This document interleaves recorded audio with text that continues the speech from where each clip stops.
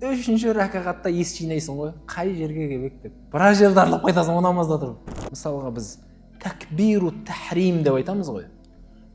Яғни харам етілген такбир деген сөз. Аллаху акбар деген кезде мынау құлақ қалып. Бұл такбиру тахрим деп айтады фихта.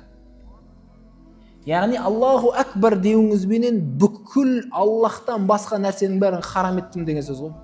Бұл дүние басқасын бәрін ойламаймын қазір. Бітті. Наоборот, бізде бәрі Аллаху акбар деген кезде еске түседі ғой.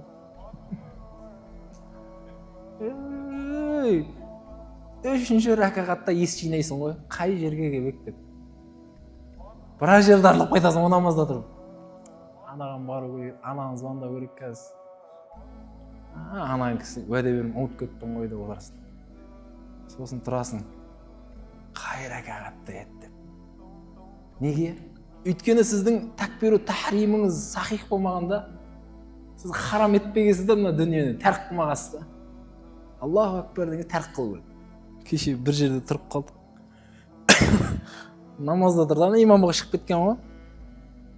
Намазда тұрды да намазда тұрып, мойындарын сықырлатады да қытырлады. Өзі кімде-кім намазда тұрған кезде бірдеңелерді чұқылап, сақалын чұқылап, киімдерін туралап, қасынып, жаңағындай мойын қытырлатып сөйтіп тұратын болса, ол Құдайға бағынбай тұрған жүрек екен да ол ше. Түсініңіз ба?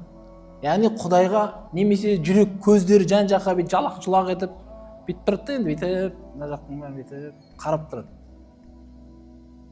Ол жүрек Құдайға толық бағынып тұрған жоқ. Мына дене мүшесі соны көрсетіп тұр.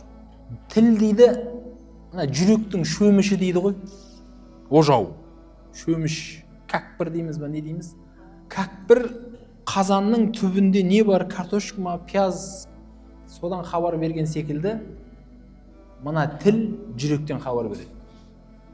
Жүрек таза болса, таза нәрселер шығады, лас болса, лас сөздер шығады. Сол үшін біліңіздер, жүрегі таза адамның сөзінде шипа бар. Ендеше әкелер, құрметті әкелер, біздің әйелдеріміз бен біздің балаларымыз біздің сөздерімізден ем алсын десеңіз, жүрек таза болу керек. Жүректі тазалайтын нәрсе не болды?